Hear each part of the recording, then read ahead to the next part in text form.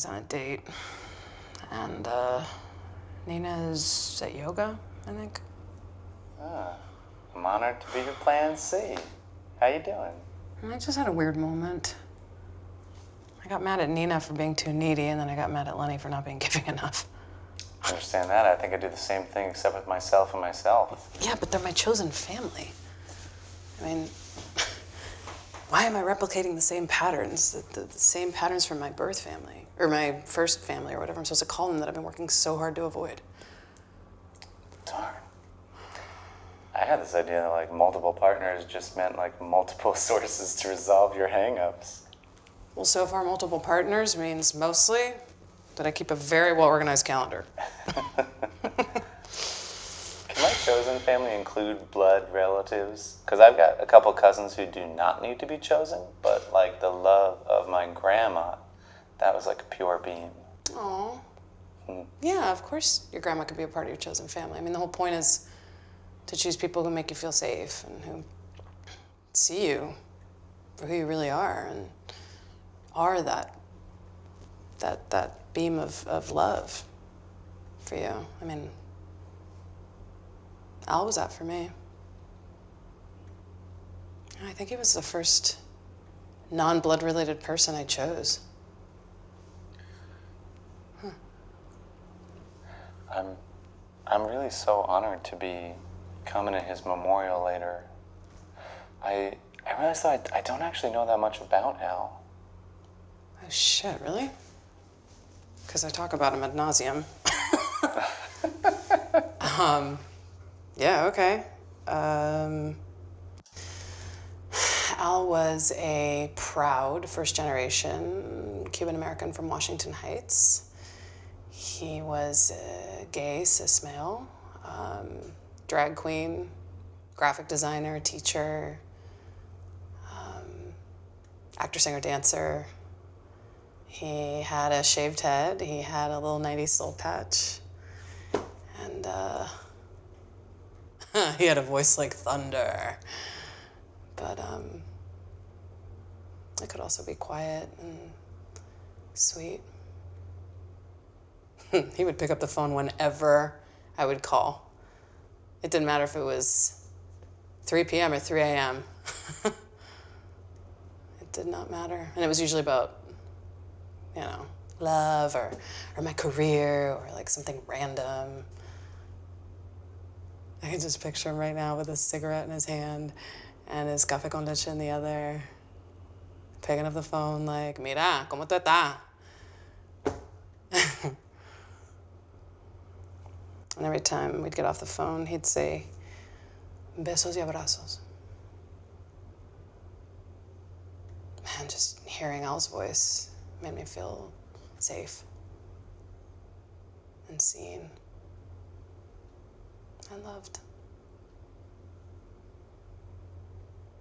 Yeah, so 10 years ago, he was diagnosed with end-stage liver cancer and progressed faster than anyone expected.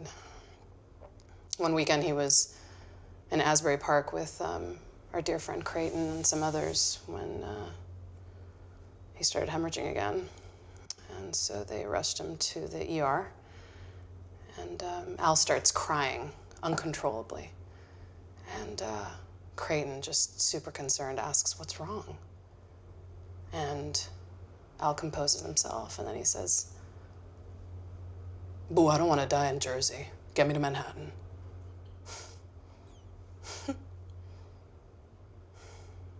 And so they put him back in the ambulance and they rush him to New York City at Mount Sinai and then eventually to the ICU at Sloan Kettering. And meanwhile, I'm in Los Angeles getting paid to pretend to be a doctor in an ICU. And I get a call from Creighton. And he puts Al's doctor on the phone. And Al's doctor says, if this was my best friend, I'd be on a plane right now. We think he's waiting for you. And so I call my boss, I get clearance to leave, and I catch the red-eye flight that night. And I get into Sloan Kettering the next morning. The elevator doors open, and it's almost like I hadn't left the set of my job. It was so surreal. It was real. It was real, though. It was too real.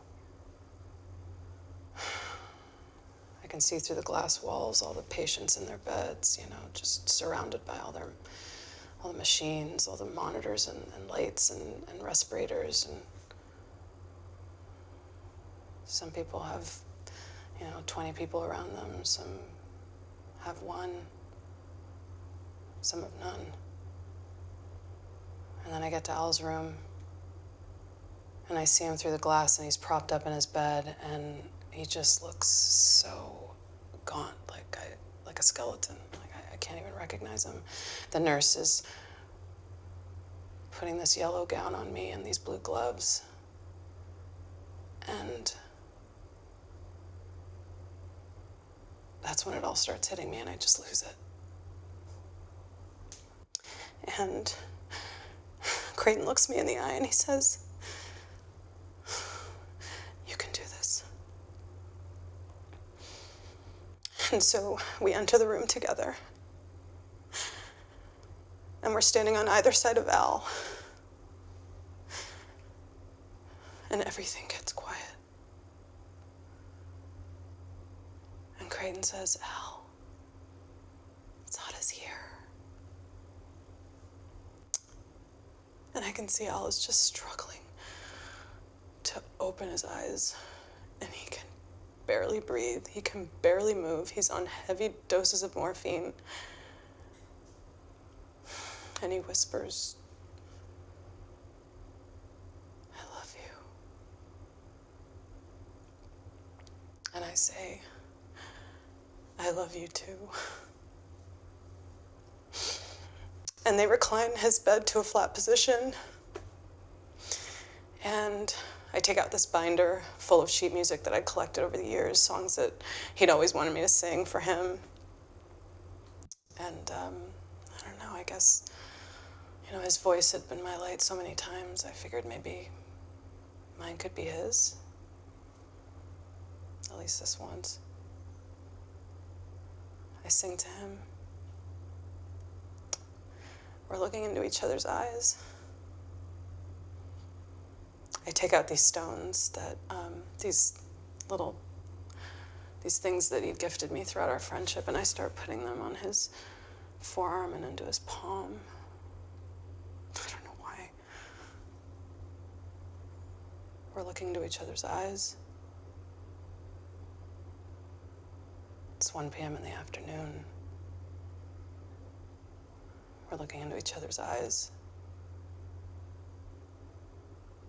And I hear his heart monitor slowing.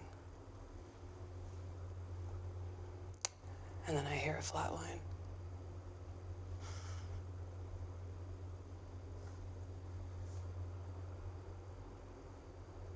They gave him 3 months to live.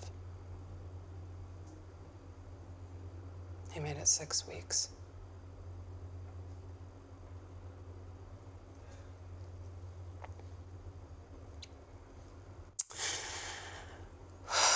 Sorry, I'm sure you weren't exactly asking to hear about all that. No, thank you for sharing. He sounds like an amazing person. I wish there was a way. I'm trying to find a way to still feel that pure beam from these people, even with them gone. Yeah. I think it's possible. I think we're doing that right now.